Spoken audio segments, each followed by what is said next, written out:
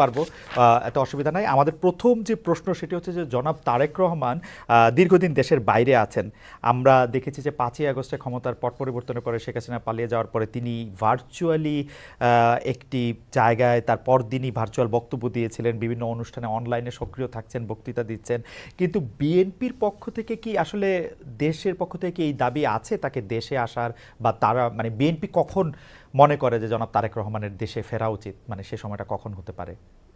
না, এখানে আপনার যে প্রশ্ন আছে তার মধ্যে দু তিনটি আপনার দিক আছে। একটা হচ্ছে আপনার বলছেন যে বিএনপি দাবি তুলছে কিনা। এখানে এখন যে অবস্থা আছে তাতে বিএনপি দাবি তোলার প্রয়োজন নেই।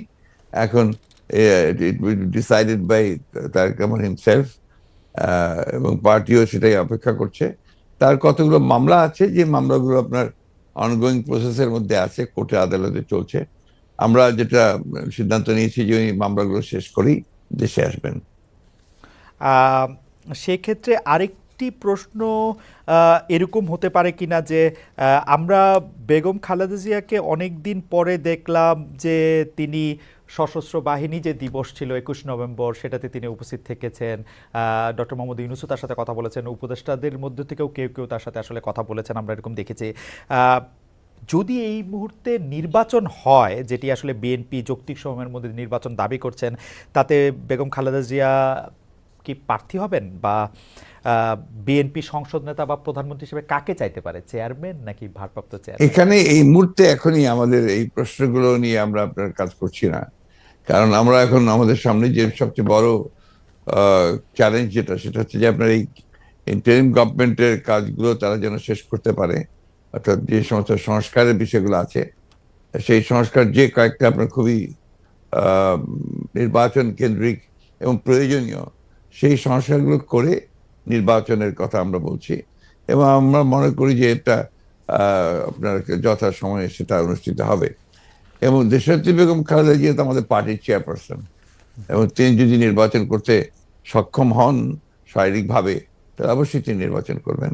অন্যদিকে যেমন তারেক রহমান সাহেব আমাদের দলের হচ্ছেন ভারপ্রাপ্ত চেয়ারম্যান এখন আছেন, এবং তিনিও নির্বাচন করতে চাইলে তিনিও নির্বাচন করতে যদি চান সেটা উনি করতে পারবেন, যে কটা সিটি তিনি করতে চান।